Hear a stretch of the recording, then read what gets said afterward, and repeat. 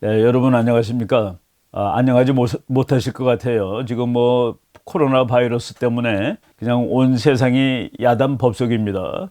제가 오늘 그 이사로 있는 어느 그 연구소에 그 이사회를 하러 갔었는데 실내에 있음에도 불구하고 모든 사람이 다 마스크를 쓰고서 그리고 회의를 진행을 했습니다. 그리고 이제 점심 약속은 뭐 다 우리가 그 취소하는 뭐 이런 상황이 이제 벌어지고 있는데, 제가 오늘은 그 두 가지 주제에 대해서 이제 말씀을 드리겠습니다. 하나는 그 트럼프 대통령이 24일, 25일 양일간 인도를 방문했는데 그 인도 방문의 모습이 오늘날 국제 정치가 변하는 모습을 아주 그대로 잘 반영하고 있다는 그런 생각이 들었습니다. 그래서 이 트럼프 대통령의 인도 방문, 그것이 세계 정치 경제에 어떤 그 반향을 불러일으키는 것인지, 그리고 어떤 의미 때문에 이렇게 방문을 하고 그런 행동을 한 것인지를 말씀을 드리고, 두 번째는 그 코로나 바이러스가 지금 이제 진행이 되는데 이것이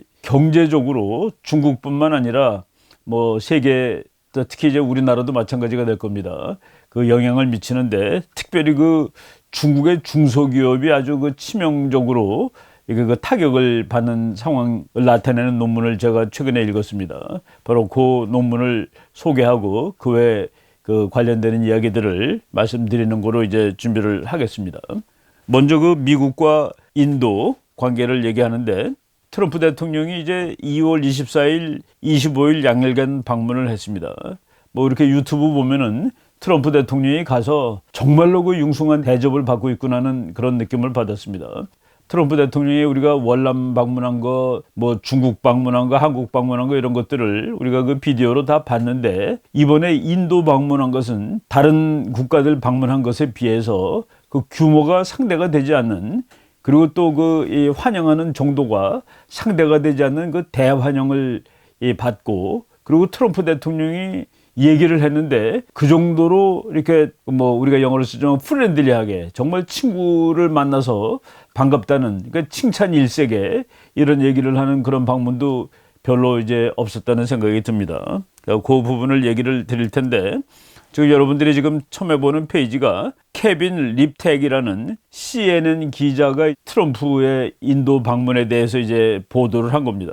그 제목이 아주 잠옷 비판적이죠. 트럼프 conclude India visit without major agreement. 아무런 중요한 합의도 없이 트럼프는 인디아 방문을 끝냈다. CNN 방송은 뭐 트럼프를 정면에서 뭐 트럼프의 모든 것을 비난하는 방송이라고 봐도 될 정도인데, 거기 가서 뭐 했냐? 아무런 그 합의도 없이 끝난 거 아니야? 라고 얘기했는데, 저는 사실 진짜 그 괜찮은 방문은 아무런 합의도 없는 방문이 문제가 없다는 거죠, 두 나라 사이에.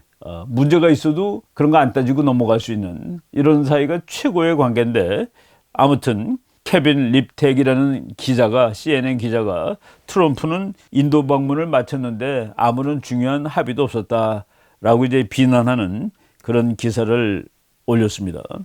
트럼프 대통령이 가서 인도 가서 이제 연설을, 아주 일장 연설을 했는데, 일장 연설한 것 중에서 인도를 칭찬하는 그 몇 가지 포인트 말씀드리겠습니다. 2000년 이후 인도의 경제력은 6배나 증대되었습니다. 그러니까 2000년서부터 2019년까지 인도의 경제력이 6배가 커졌답니다. 그러니까 인도가 지금 최근에 발전하는 속도가 지난 한 20, 30년 동안 중국이 발전하는 속도로 지금 발전을 하고 있는 것이죠. 그리고 지난 10년 동안 인도인 2억 7천만 명이 극빈에서 탈출했습니다. 극빈이라는 것은 나라마다 기준이 다릅니다.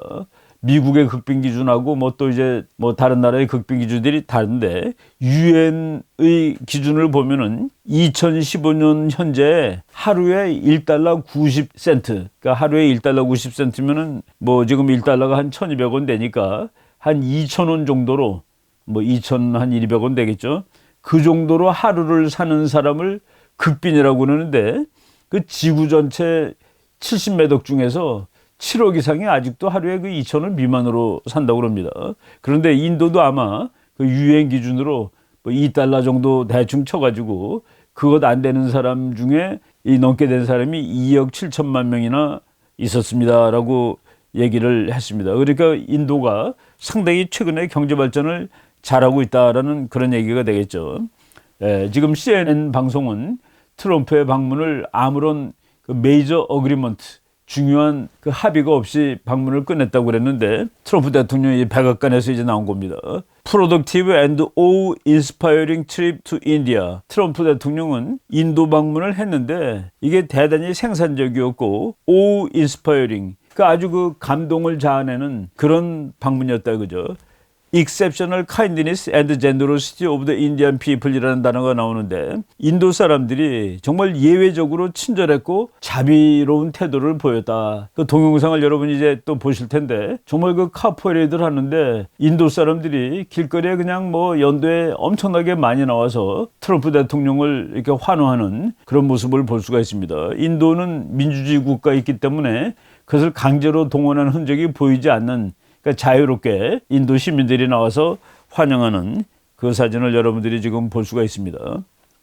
지금 여러분들이 그 사진에서 보는데 정말 인도 사람들이 트럼프 대통령을 좋아하는구나 하는 그것을 볼 수 있는데 그 미국의 그 아주 유명한 여론조사 기관인 퓨 리서치 센터라고 있는데 세계 각국이 미국에 대해서 얼마나 그 좋은 태도를 보이느냐, 나쁜 태도를 보이느냐는 그 최근에 조사 자료가 2017년 6월 달에 나온 것이 있습니다. 근데 거기 보면은 그 이제 일반 시민들을 상대로 조사를 한 건데 세계에서 미국 사람이 마음에 든다라고 대답한 비율이 제일 높은 나라가 베트남입니다. 그래서 84%가 우리는 미국을 좋아한다. 우리가 지난 시간에 그 중국하고 미국이 경제전쟁 해가지고 손해본 나라, 이득 본 나라 이렇게 그 구분을 했는데 베트남이 가장 이득을 본 나라라고 얘기를 했습니다. 그리고 특히 그 미국이 대중국 정책이 중국을 미국의 글로벌 서플라이 체인에서 중국을 이제 띄어내는 디커플링이라고도 그런 말 쓴다고 그랬습니다. 그런데 띄어내는데 중국을 띄어내고 다른 그 수입원을 찾아야 되는데 그 다른 수입원에서 이제 베트남이 아주 상당히 중요한 역할을 하고 있는 것이죠. 뭐 그런지는 몰라도 베트남 사람들이 미국을 좋다는 비율이 제일 높았습니다. 84%. 그 다음이 이스라엘인데 81%. 그리고 세 번째로 높은 비율로 미국을 좋다고 말하는 사람들이 필리핀이더라고요. 78%. 그리고 4위가 한국이었습니다. 한국 사람의 75%가 미국에 대해서 이제 호의적으로 생각한다라고 대답을 했습니다. 그리고 폴란드가 73%인데 제가 그 인도 사람들이 이렇게 열렬히 환영하는 것을 보는데 인도 사람들이 그 미국을 좋다고 얘기한 사람이 49%입니다. 그러니까 인도 국민의 절반이 안 되는데 그런데 여기서 좋다고 말하는 사람하고 나쁘다, 미국 별로 마음에 안 든다고 말하는 사람의 비율로 봤을 때는 미국이 싫다고 말하는 사람이 9%밖에 안 됩니다. 그래서 인도 사람들의 미국을 좋아하는 비율은 좋다 싫다가 무려 1대7로, 그러니까 압도적으로 좋다의 비율이 많은 겁니다. 예를 들어서 우리나라 사람들이 75%가 미국을 좋다고 그랬는데 미국이 싫다고 그러는 사람도 뭐 23%인가 그렇게 됩니다. 그러니까 그 비율로 치면 3대1이 되는 것이죠. 근데 인도는 1대7로 미국을 좋아하는 사람이 많다는 그런 의미에서 동영상에서 미국 트럼프 대통령을 열렬히 그 환영하는 것을 볼 수가 있습니다. 비율로 봤을 때도 베트남은 뭐 압도적으로 지금 세계에서 미국이 제일 마음에 들어하는 나라가 베트남이고 그다음에 인도라고 말해도 될 정도로 베트남 사람들은 11%가 미국이 마음에 안 든다고 얘기를 했고 84%가 미국을 좋다라고 얘기했으니까 1대 7.6입니다. 그러니까 뭐 비율이 인도 1대 7보다도 높죠. 아무튼 약간 베트남하고 인도가 미국이 정말 공을 들여서 자기 편을 만드는 나라가 되고 있는데 그 인도에 대해서 우리가 조금 공부를 해보면은 저는 그 21세기에 그 우리가 주의해 볼 강대국이 중국이기보다는 인도라는 데 저는 동의를 합니다. 그런 주장이 이미 여러 군데 있는데 저는 그 중국보다는 인도가 21세기에 더 그 막강한 나라가 될 가능성이 있다는데 뭐 저는 그 견해를 같이 하는데 현재 보면은 그 인구로 봤을 때 중국 인구가 14억이 넘어가지고 현재 세계 1위입니다. 그리고 2위가 인도인데 인도 인구는 우리 그 보통 사람들이 그 생각하지 못할 정도로 상상하지 못할 정도로 인구가 많습니다. 지금 여기 나온 자료가 그러니까 2019년 기준인데 13억 5,890만입니다. 그러니까 중국 인구하고 인도 인구는 한 4,200만 밖에 차이가 나지 않습니다. 그런데 지금 중국보다는 인도가 인구 증강 속도가 훨씬 빠릅니다. 그래가지고 지금 현재 그 인구 통계학자들이 예측하기로 2027년, 이제 7년 남았습니다. 7년 후에는 인도가 인구 세계 1위가 될 거다라고 예측을 하고 있습니다. 지금 미국 인구는 3억 2,900만, 약 3억 3천만 지죠. 그래서 세계 3위, 그리고 세계 4위가 인도네시아 2억 6,500만. 그러니까 인도네시아도 인구가 많은데, 그 인도하고 인도네시아가 미국하고 상당히 이제 좀 그 정치적으로 가까운 나라화 되고 있다라고 이제 말씀을 드리겠습니다.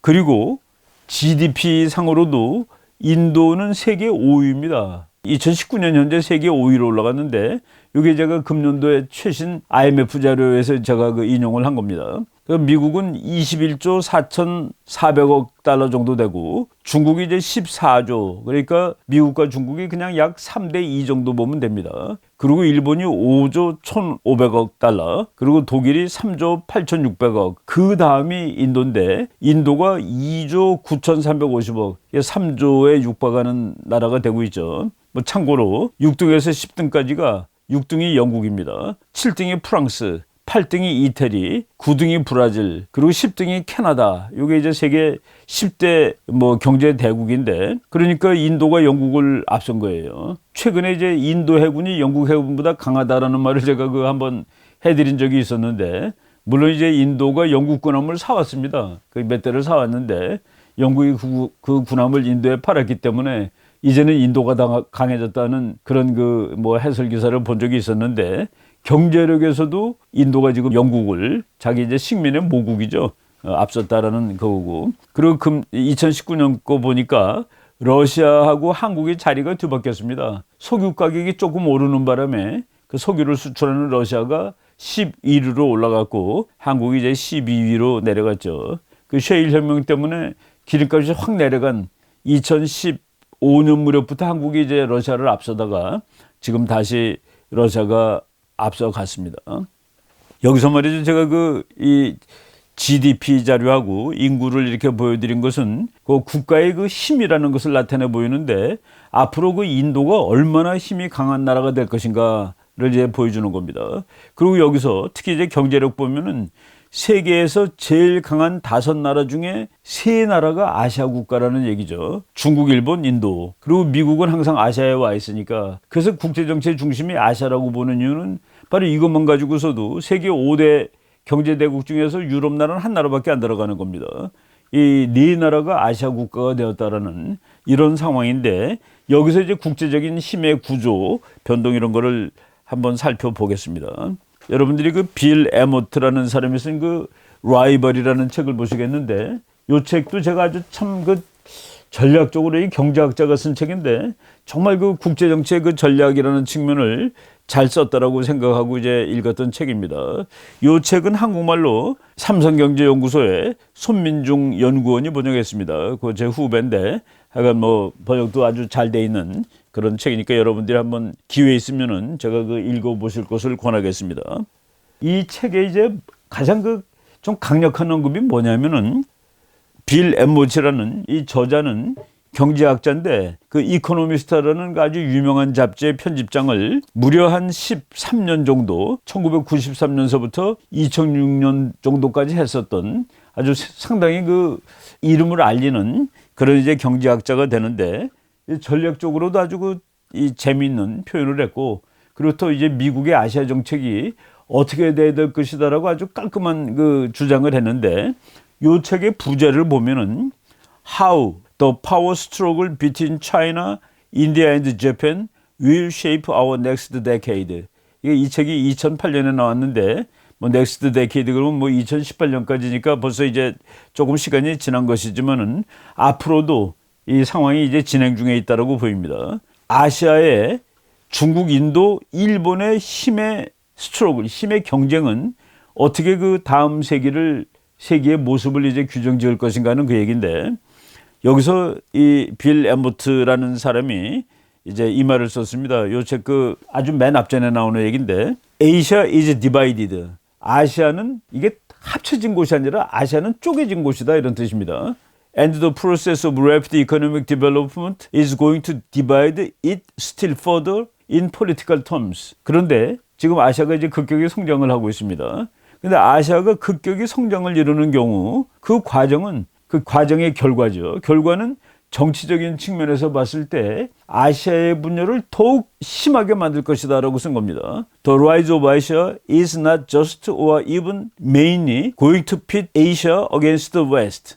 요 얘기가 아시아가 힘이 성장하면은 우리가 상식적으로는 아시아가 성장하면은 원래 서구가 제일 강하니까 아시아의 강대국은 서양에 있는 강대국하고 한번 그 맞짱을 들 거다라고 상상을 하게 되는데 요 빌 에모트라는 학자가 그렇지 않다는 것을 여기서 결정적으로 잡아내는 겁니다.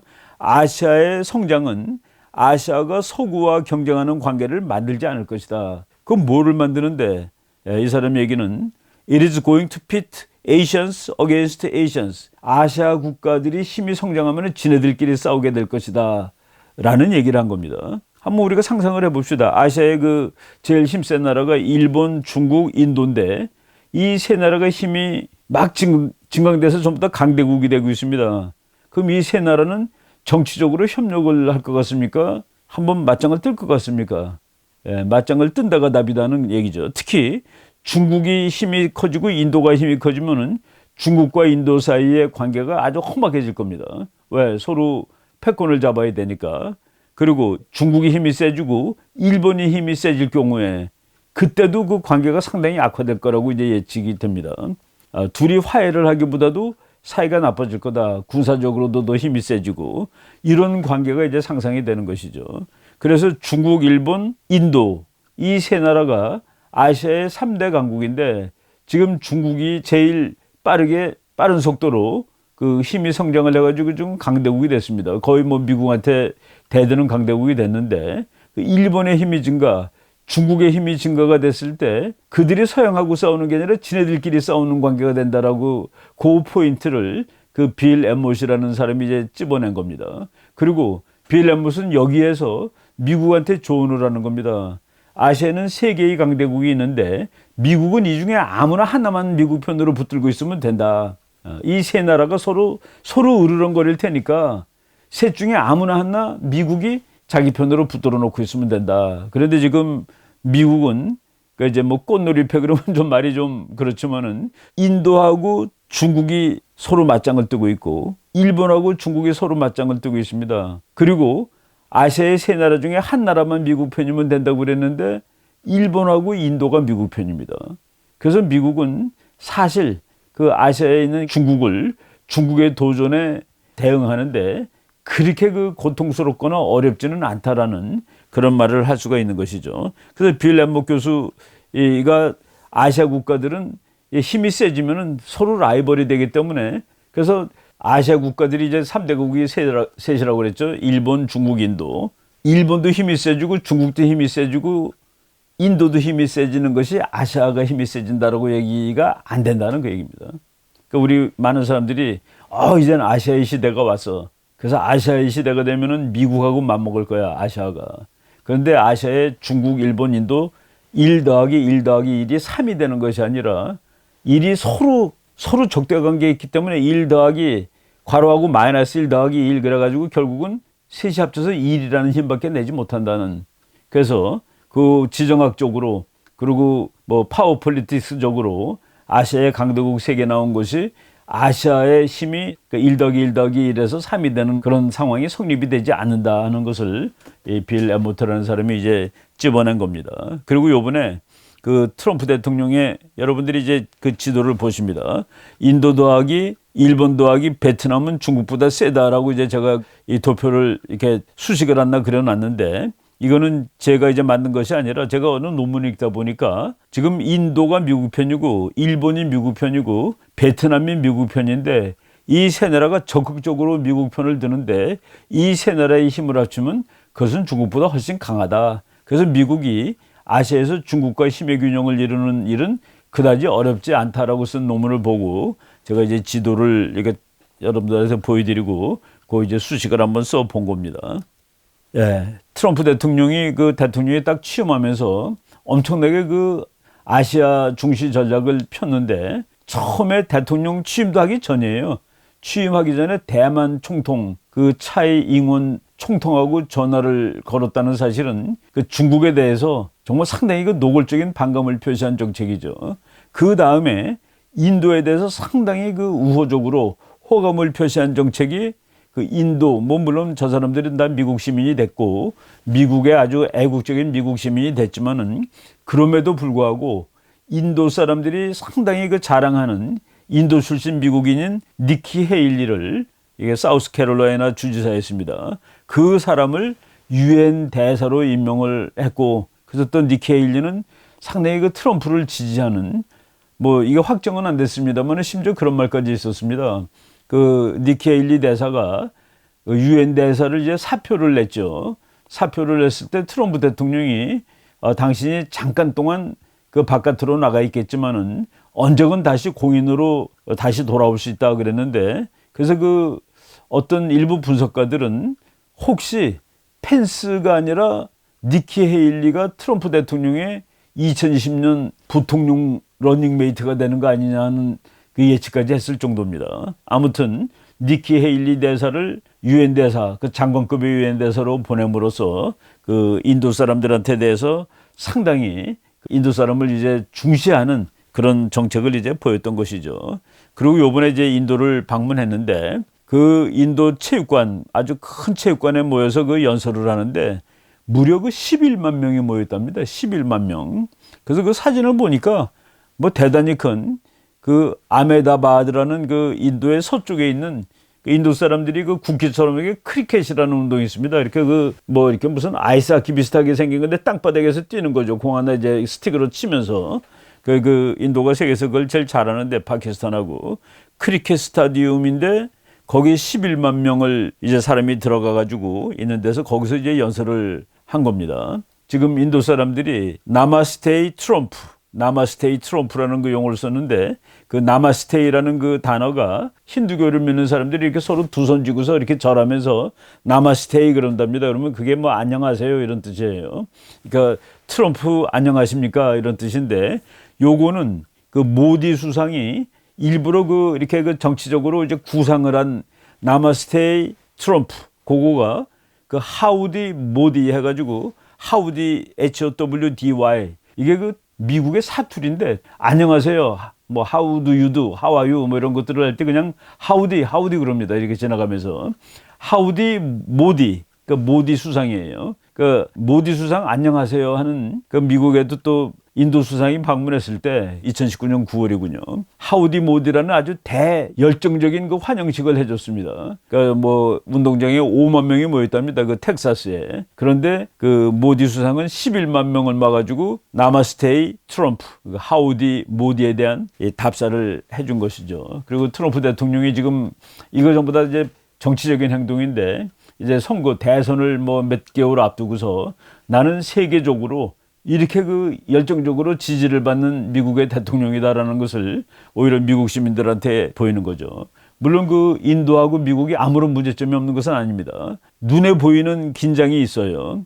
이제 여기 나오기를 despite visible tension in the U.S.-India relationship, particularly on matters of trade. 이제 무역 거래를 하는데 아무래도 이제 거기에서 뭐 수출을 많이 하고 수출을 적게 하고 그런 데 따라서 이제 갈등이 생기기 마련이죠. 그런 문제가 있었음에도 불구하고 특히 이제 무역 문제가 있었음에도 불구하고 트럼프 대통령이 문제가 있다는 것은 말을 했지만은 이것 때문에 얼굴을 붉히거나 뭐 화를 내거나 이런 것 없이 그대로 넘어갔다는 얘기입니다. 그 트럼프 대통령이 연설할 때 보면은 그냥 이제 써준 대로 하지 않고 막 자기 맘대로 하는데, 요번에 그 이 11만 명 앞에서 한 연설은 거의 써준 거의 그대로를 읽고 이렇게 바깥으로 일탈한 것이 없었다라고 이제 평가를 하고 있는 그런 연설이었습니다. 그래서 그 연설에 이제 몇 가지 중요한 그 키포인트를 그 뭐 신문 기자들이 요약해 놓은 것을 잠깐 제가 설명을 해드리겠습니다. 첫째, 트럼프 대통령이 인도가 이제 힘이 무럭무럭 자라나고 있는데 미국은 그것을 아주 환영하고 인도가 힘이 무럭무럭 자라나는 것을 적극 지원해 주겠다라고 얘기했습니다. 그러면서 인도는 아주 괜찮은 민주주의 국가고 그 세계에서 가장 큰 그 이제 우리 정치학자들이 인도를 largest democracy in the world라고 얘기합니다. 뭐냐면은 인구가 13억이 넘는데 그 나라가 민주주의예요. 그러니까 세계에서 제일 큰 민주국가라는 말을 능히 할 수가 있는 것이죠. 그래서 그 인도가 힘이 이제 강력하게 되는 것을 미국은 원한다라고 얘기를 했습니다. The first was a broad recognition of India's continued rise as a powerful and with some exception unalloyed praise for India's rise as a democracy. 그러니까 트럼프 대통령이 인도가 힘이 세지는 거 그리고 민주국가라는 사실을 아주 그냥 적극적으로 칭찬을 했다, 찬양을 했다. 번영하는 국가로서 인도의 성장은 세계의 모범 사례이며 금세기 최대의 성취 중 하나입니다. 그러니까 인간의 역사는 자유를 향한 역사입니다. 그런데 트럼프 대통령이 번영하는 국가, 인도가 지금 번영하는 국가죠. 그런데 그 인도가 성장한다는 것은 세계의 모범 사례이자 금세기 최고의 성취입니다 라고 얘기를 해주고, 더욱 감동적인 것은 인도인 여러분들은 이 같은 성취를 민주주의 국가, 평화 애호 국가로서 달성했다는 사실입니다. 이 말은 중국에 대항해서 한 말입니다. 중국은 민주주의도 아니고 평화적도 아니다 하는 말을 이렇게 얘기한 것이죠. 인도인들은 포용력을 가진 위대한 자유국가로서 이 같은 일을 성취한 것입니다. 그러니까 인도가 이렇게 빨리 발전하고 있는데 민주국가이면서 그렇게 빨리 발전했다는 사실을, 그리고 과거에 그 국가들이 독재 정치를 해서 빨리 발전한 경우가 여럿 있었습니다. 그렇지만은 인도의 경우는 민주국가인데도 이렇게 빠른 속도로 발전하고 있다는 것을 이제 트럼프가 이제 아주 칭송을 했습니다. 그 다음에 이제 두 번째, 이제 그 어떤 기자가 이 트럼프 대통령의 그 연설을 세 가지 키포인트로 나누는데, 첫 번째는 인도를 아주 강대국으로 커지고 민주국가라는 사실이 우리는 마음에 든다라고 얘기한 거고, 둘째는 인도의 국내 문제에 대해서 트럼프는 정확히 다 알고 있다. 뭐 인도가 그 인구가 10몇 억이나 되다 보니까 종교도 다양하고 언어도 다양하고, 그래서 그 인종 간 갈등이 있습니다. 갈등이 있고, 그리고 이제 그 가장 큰 지금 모디 수상 쪽의 그 세력이 다른 세력을 탄압도 하고 그러는 것이 당연히 있죠. 근데 그런 문제가 있음을 다 알면서도 트럼프 대통령은 이제 그것을 두리뭉실 넘어가서 인도는 여러 가지 다양한 종교가 함께 공존하고 있는 사회라고 이제 말하면서 또 칭송을 했다는 얘기죠. 그래서 여기서 전략적 이익은 경제적 이익을 초월한다라는 그 국제정치의 또 하나의 법칙이 나오는 겁니다. 한국하고 미국이 요새 와서는 이제 뭐 경제적으로도 이제 갈등이 있는데, 과거에 미국이 거의 이런 식으로 됐습니다. 한국, 너희는 우리한테 물건 팔아. 그런데 너희는 우리 거 다 안 사도 돼. 라는 아주 참 정말 그 뭐라고 그럴까요? 그냥 이제 베푸는 거지. 그 이유가 왜? 한국은 냉전을 하는데 맨 첨단에서 정말 그 제일 공산주의 맨 앞에서 싸우고 있는 나라이기 때문에 그런 경제적인 측면에서의 그 어떤 일부분, 뭐 반칙이라고 얘기할 수 있습니다. 그거는 눈 감아줄 수 있다는 얘기가 되는 것이죠. 바로 인도에 대해서도 미국이 전략적으로 워낙 중요한 나라라고 간주하다 보니까 이런 국내 문제 같은 거 눈 감아 준다는 그런 모습이 보입니다. 나는 오늘, 그 이제 트럼프 연설문입니다. 나는 오늘 다양한 인도 국민들에게 과거의 영광의 자부심을 가지고 더 밝은 미래를 향해 단결하라고 말씀드립니다. 과거에 이제 분열도 돼 있고 종족도 많고 그런데 과거를 너무 매달리지 말고 미래를 향해 단결하라고 말씀드리겠습니다. 그리고 우리 두 나라는 항상 자유와 평화를 수호하는 막강한 국가로서 함께 나갑시다. 미국 그 군인들이 우리나라 군인들 보고 Go together, 함께 갑시다 그러는데, 바로 인도에 대해서도 Powerful defenders of peace and liberty, 평화와 자유의 강력한 보호자로서 함께 합시다 라고 이제 그 얘기를 한 겁니다. 그리고 파키스탄 얘기도 했는데, 파키스탄은 그 인도하고는 적국이죠. 원래 적국은 옆에 있습니다. 멀리 있지 않아요. 우리나라 사람들이 중국을 적국이 아니라고 생각하는 것은 이건 지정학적 원칙에 반하는 얘기입니다. 중국이 우리의 무서운 나라, 그리고 잠재적 적국이 되는 것은 가깝다는 사실, 거기서 나오는 거죠. 그런데 트럼프가 파키스탄에 대해서 한 말은 인도 사람들한테는 음악처럼 들렸다. 그러니까 인도 사람들 기분 아주 좋게 얘기를 했다는 얘기입니다. 그래서 그 파키스탄이 테러 지원하는 것을 차단하고, 그리고 파키스탄이 아시아 국가들하고 평화롭게 지내도록 희망한다라고 얘기를 했는데, 그것은 그 파키스탄을 적대적으로 생각하는 인도 사람들의 귀에는 음악처럼 들리는 말이었다라고 얘기하는 것이죠. 그리고 이제 세 번째로 무역 문제가 있기는 하지만은 20년 이상 형성된 양호한 관계에 부합하는 연설을 하였다. 그러니까 트럼프 대통령이 그 무역 가지고 뭐 얼굴을 붉히거나 성을 내거나 뭐 이렇게 화를 내지 않았다는 얘기입니다. 다른 말로 하면은 인도는 미국의 가장 중요한 전략적 파트너다. 보세요. 아까 얘기했지만은 인구가 내일 모레 중국을 앞섭니다. 그리고 경제력도 지금 세계 5위입니다. 그리고 경제 성장 속도가 지금 제일 빠르고 저희들이 언젠가 그 설명을 해드린 적이 있을 거예요. 그 이코노미스트지에 21세기의 대결은 인도하고 중국의 대결이라고 한번 말씀을 드린 적이 있었습니다. 그것도 바로 이 엠모트 씨가 이제 편집장으로 있던 이코노미스트지에 난 특집 기사죠.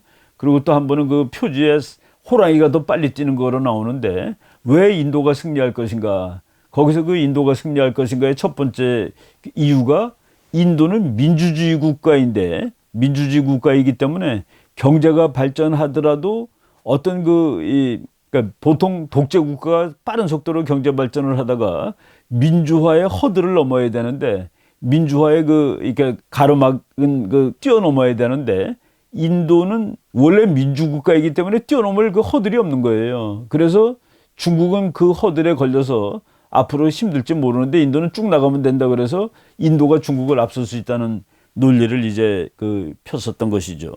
바로 그 인도를 미국이 정말로 이제 좋은 친구로 이제 그래서 이번 여행은 무슨 뭐 메이저 어그리먼트가 나올 필요가 없는 여행입니다. 너 내 친구야. 너 나 좋지. 나 너 좋아해. 그 영어를 쓴 거를 보니까 이제 여기 여러분들이 뭐 그림 보면은 그 모디 수상하고 그 트럼프 대통령이 이제 앉아서 악수하는 그 그림인데 Two strong nations, one great friendship. 뭐 문장도 참 좋죠. 두 개의 강한 국가들, 하나의 위대한 뭐 friendship 해가지고 그 두 나라가 친분 관계를 이제 과시했습니다. 그리고 트럼프 대통령이 그 쓴 말이 America loves India. America respects India and America will always be faithful and loyal friend to the Indian people. 이렇게 좋은 말이 세상에 그 외교 관계 어디 있습니까? 미국은 인도를 사랑하고 미국은 인도를 존경하고 미국은 언제라도 faithful이 뭡니까? 충성을 바친다 그런 뜻도 되죠. loyal도 충성을 바친다는 뜻이죠. 인디아 사람들에게 아주 믿음직이 있고 신뢰성이 있고 충성하는 그런 친구가 될 것입니다. 라는 식으로 그 방문을 이제 마무리를 했습니다. 11만 명 앞에서 연설한 거 여러분들이 그냥 사진 쭉 몇 개 보겠습니다. 이 정도 되면은 그리고 정말 그 친한 나라 좋은 나라는 가서 그냥 프렌드십을 확인하는 방문이라고 보시면 됩니다. 원래 인도가 미국 편은 아니었죠. 냉전시대 때는 오히려 소련하고 더 가까웠습니다. 중국이라는 잠재적인 적국을 견제하기 위해서는 소련하고 가까웠는데 소련이 망한 다음에 인도는 급격히 미국하고 가까워지고 또 미국하고 가까워지다 보니까 국력이 급격히 증강하는 이런 상황을 맞이하고 있다라는 그 말씀을 드리겠습니다. 그리고 아시아에 힘이 센 나라들이 세 나라가 있는데 이 세 개가 힘이 다 세졌을 때 아시아의 힘이 1 더하기 1 더하기 1 해서 3이 되지 않는다는 그 놀라운 그 구조, 힘의 구조, 요거를 빌 엠모트라는 사람이 재밌게 설명했고 거기에서 미국의 아시아 전략의 그 핵심 세 나라, 세 강대국, 인도, 일본, 중국 중에서 반드시 어떤 경우라도 미국은 그 한 나라를 붙들고 있어야 된다, 자기 편으로. 그런데 지금 보니까 일본과 인도가 미국 편인 이런 상황이 돼 있다라고 이제 말씀을 드렸습니다. 예. 그 첫 번째 주제, 그 트럼프 대통령의 인도 방문은 요 정도까지 하고, 그리고 뭐 이번 이 최근의 국제 정치에서 코로나 바이러스라는 얘기를 빼면은 국제 정치가 뭐 말이 안 될 정도로 이것이 큰 영향을 미치고 있는 중입니다. 그래서 이 2부에서는 코로나 사태하고 중국 경제 문제 이런 것들을 중심으로 말씀을 드리겠습니다.